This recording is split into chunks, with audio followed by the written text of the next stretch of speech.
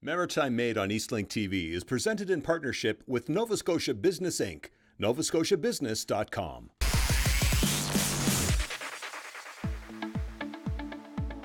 It's an early start for local cheesemakers at the Fox Hill Cheese House in Port Williams, Nova Scotia.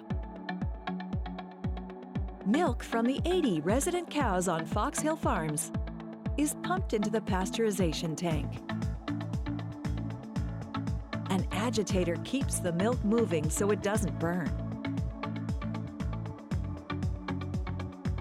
This tank holds 1,100 liters of milk, which is heated to 146 degrees and must stay at that temperature for 35 minutes.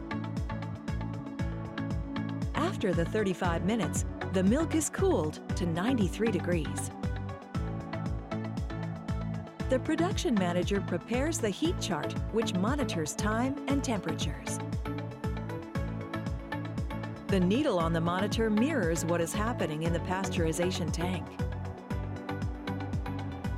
The cheese vat is sanitized with a cleaner, then rinsed clean with hot water. Once pasteurization is complete, the cheesemaker moves a pipe into position over the cheese vat and secures a filter.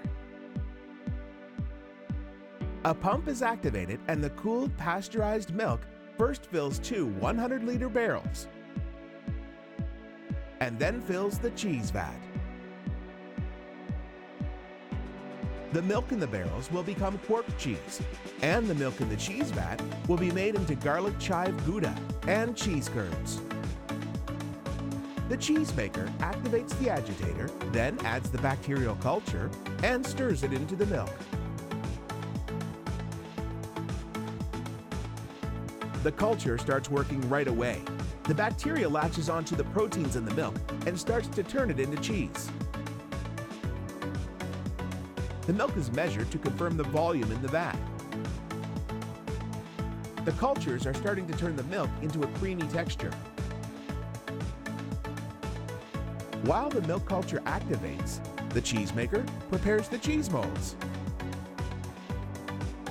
Each one holds 20 kilograms of cheese. Sanitized cheese netting is carefully placed inside each mold. The netting will keep the cheese from sticking to the mold and give it a nice textured finish on the outside edge of the cheese. Next, she measures the ingredients for the garlic chive Gouda.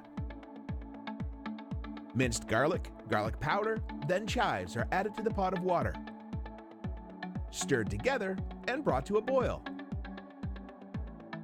The cheesemaker carefully tracks the amount of time, lot numbers, and batch numbers for official records and quality control.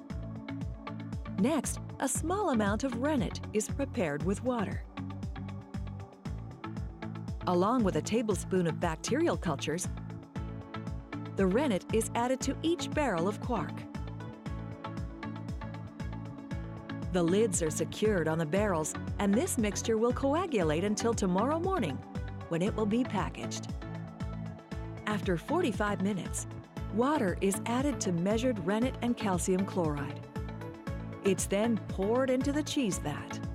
The cheesemaker reverses, then stops the agitator to stop the mixture from spinning. The agitator is removed, and the mixture can begin to coagulate. After roughly 30 more minutes, the mixture has a gelatin-like consistency. The cheesemaker checks the consistency several times over the final few minutes to ensure it's just right. Once ready, the vat's fitted with blades and a thermometer. At this point, the curd is being separated from the whey. The blades continue to separate the mixture as the cheesemaker works to pull the mixture off the sides of the vat. The blades run through the mixture until it is fully separated and the size of the curds is the right size for making Gouda. Once fully cut, the curds sink and the whey rises to the top. A screen is placed over the inside drain of the cheese vat, and a sieve is placed on the outside drain to capture any curds that may come through the screen.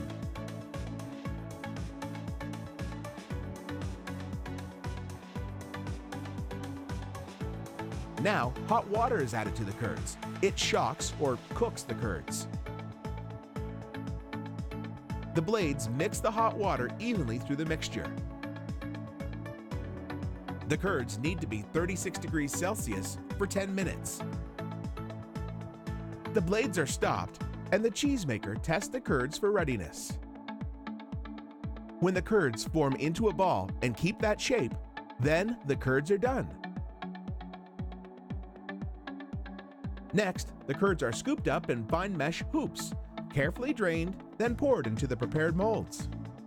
The cheese in these two molds will be cheese curds. The top of the mold is put in place, and the mold is then flipped over to drain. A heavy bucket of water is placed on top to encourage the mold to drain more quickly. Once drained, the cheese is cut into sections and squeezed by hand to remove any last bits of whey.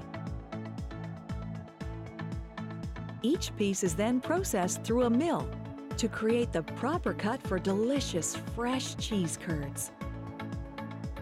The cheese curds are hand mixed with just the right amount of salt that is worked evenly through the curds. Then the cheese curds go into bags, are weighed and labeled. These are now ready to be sold and eaten right away. Back at the cheese vat, the boiled garlic and chives are poured in to complete the flavor profile of the Gouda.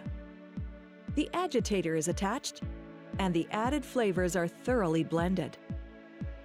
Once blended, hoopful after hoopful of curds are drained, and the remaining molds are carefully filled up. Once full, the cheese netting is pulled across the top, and the lids are secured. The molds are flipped upside down and left overnight to drain further. The next day, the Gouda spends 24 hours in the brine tank.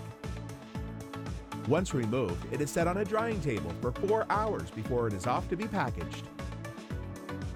For packaging, the cheese is placed in plastic bags and then loaded into the vacuum sealer. Once out of the sealer, it's placed onto the scale and labeled. This cheese will be aged in the cold room for 4 months. Fox Hill Cheese House makes many types of delicious handmade cheeses, which are available at their Port Williams or Halifax locations.